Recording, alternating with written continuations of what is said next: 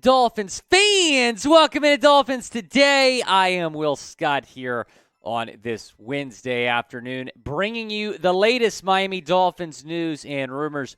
Certainly a lot to discuss even during the bye week. But first, make sure you're subscribed if you're not already. Go down, hit that big red subscribe button. Trying to get to 34,000 subscribers by the end of the week. That is certainly the goal.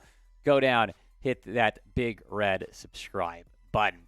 So Tua's done it again for the third straight week. He is the FedEx NFL Air Player of the Week. The NFL Communications Department confirming the news over Twitter not too long ago. Miami Dolphins quarterback Tua Tagovailoa has been voted the FedEx NFL Player of the Week for Week 10. Here is the final vote tally. So Tua making a comeback, surpassing Patrick Mahomes. Shout out Dolphins fans for voting on this multiple times for Tua to get the job done. So that means that he has won the FedEx Air Player of the Week award for the third straight week and for the fourth time this season. Another award to add to an MVP caliber resume this season for Tua Tagovailoa. I think a lot of us fired up to see him getting the well-deserved recognition. Guys, show some love to Tua by typing MVP in the chat. Go down, type MVP in the comments section. Show your love for our quarterback, Tua Tagovailoa.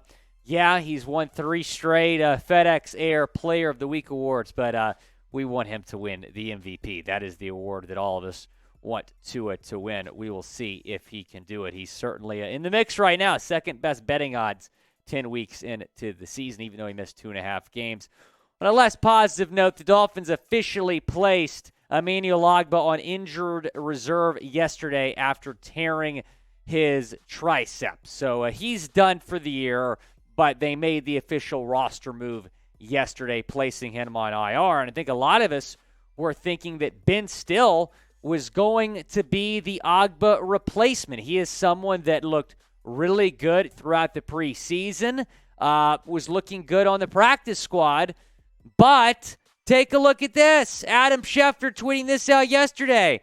Cleveland is signing defensive lineman Ben Stille off of Miami's practice squad. So apparently we weren't protecting him. He wasn't the few players that were under protection of the practice squad. He gets poached off of our practice squad by the team that we just beat, the Cleveland Browns. I'm upset. I'm frustrated. I thought Ben Stille, I think it made a lot of sense for him to be the Emmanuel Ogbah replacement. So I'm not happy about this, that he got poached. I would have loved to have brought him up to the active roster. Instead, Cleveland officially put him on their active roster this morning. And here's what he did in the preseason. He really caught our eye. I mean, 12 tackles and a sack. He was all over the field. Was a huge part of that Dolphins defense in the 3 preseason games. So I'm disappointed. I thought he had a lot of potential, and I thought it made a lot of sense to bring him up to the active roster with Ogbah done for the year. But taking a look at this defensive line depth chart, I do think we're going to see more of Zach Sealer. And Ogbah actually was playing only 62% of Miami snaps this year, which was a low for him with the Dolphins. Wilk, feel really good about him on the right side. Raekwon, sure. Maybe Zach Sealer will get a lot more snaps now. He was already getting a lot of snaps. Maybe he's going to be on the field the entire game. We'll see. When you're talking about internal options, here's what that looks like. Bradley Chubb's more of a linebacker, but he's versatile. He can play the defensive line as well.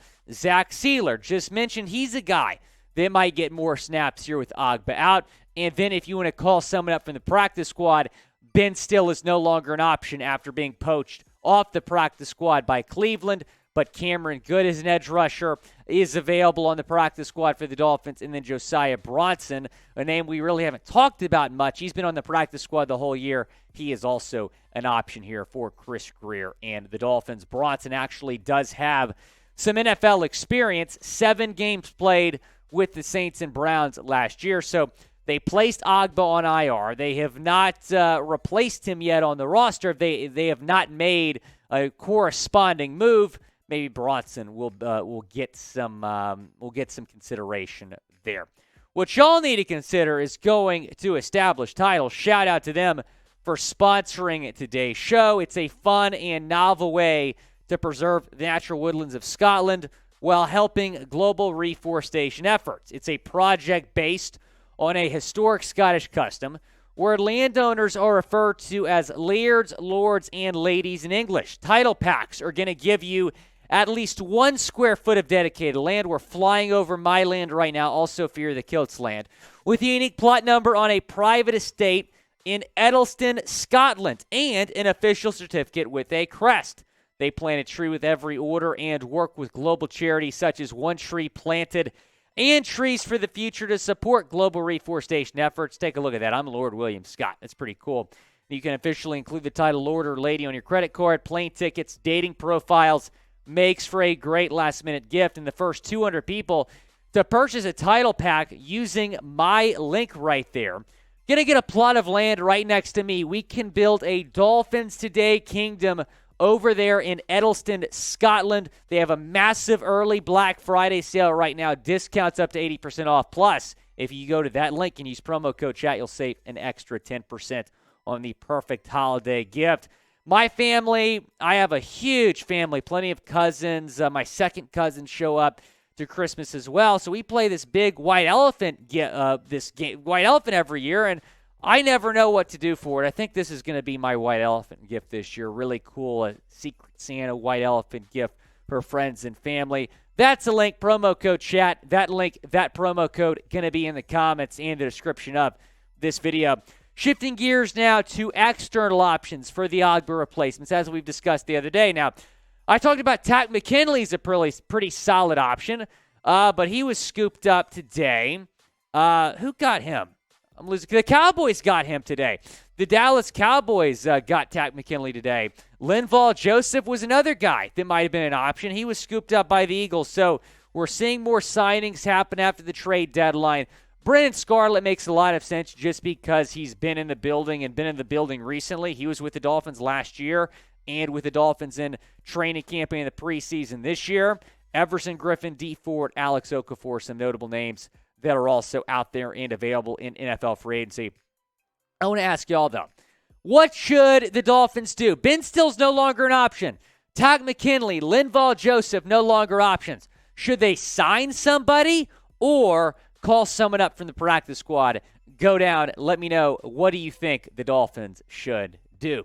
Now, we've seen a lot of international games this year, right? The Germany game just happened. That was a big success over there in Munich. Now there's some rumors that the Dolphins might be a team that plays an international game, not in London or Germany, here in the near future. The NFL is expanding their market. They're wanting to play in other countries. We saw that Germany game the other day, playing in that massive soccer stadium over there in Munich. That was a really big success. Which countries could be next? And most importantly, what teams could be next in terms of international games? Here's what Peter King reported this week. The NFL will play games outside of England and Germany at some point. Miami could play a game in Brazil or Spain in the next 3 or 4 years. And we talked about this a few months ago, the possibility of the Dolphins playing in Brazil. So they actually announced the 4th-round pick this past year in Brazil. Here is Felipe Luis announcing the selection of Eric Ezukanma in the 4th round. So that's in front of the Christ the Redeemer statue over there in Rio de Janeiro. So the Dolphins have a big fan base in Brazil. They actually have a marketing base in both Brazil and in Spain, and those are two possible spots for the Dolphins' next international game. I want to know, where would you rather play? Would you rather play in Brazil or would you rather play in Spain, type B or type S? Down in the comment section. The next international game for the Dolphins will be the 11th in their history. Taking a look here at how they've done in the past, 6-4 overall. Now, those first 4 games, London, Japan, Germany, and Mexico City, those were all exhibitions. So taking a look at the regular season games, they lost in London to the Giants in 2007. they beat the Bills in Toronto. I feel like that'd be a great idea to play the Bills in Toronto again in the near future. There's obviously a lot of Bills fans up there, but that'd be a lot of fun. That was in 2008. And they haven't done great in the London games the past couple of years. They're actually just 1-4 all time in London regular season games. They lost the Jags last year in a close game. I want to talk about the offensive line before I let you go. Clap it up for the Dolphins offensive line. They are producing. I know I was very critical of the Dolphins offensive line throughout the offseason, and especially in the first couple weeks of this season when 3 of our quarterbacks went down. But since Tua's been back, they've been phenomenal. They have not allowed a sack in the last 2 games. Fansided said this about the Dolphins O-line. The offensive line has played bad, but they are not anymore. Something clicked, and they are playing some of the best football we have seen since the days of Richie Incognito and Mike Pouncey. With Eichenberg out with an injury, Robert Jones is making a strong case not to lose the job when Ike comes back. On the right side, Brandon Shell has made a strong case not to give the job back to Austin Jackson, who returned last week but did not play. So I'm seeing somewhat of a trend here in terms of, when have the Dolphins played well on the offensive line? Number 1, when Teron Armstead has played. He is probably the second or third most valuable player behind Tua and Tyreek on this entire team. So when he's on the field, the O-line is going to be solid. And then when Liam Eichenberg is not on the field, sorry, Ike, but you're just not very good. When Eichenberg's not out there, the offensive line is going to be better. Robert Jones has done a pretty good job. And then when Greg Little has not played and Brandon Shell has, the offensive line has been good. So those 3 things, Armstead, Jones, and Shell, that has really helped turn around the offensive line. Give Williams and Hunt credit as well. They've done a very good job blocking this season. Their blocking grades, especially pass blocking grades, have been pretty solid this year. Guys, be sure to go down, subscribe to the channel, turn on your notifications. We're going to be live tomorrow, 4 o'clock Eastern time for Dolphins Live. The Dolphins might be on a bye. We don't take breaks here, though. We'll be live with the Dolphins Live tomorrow.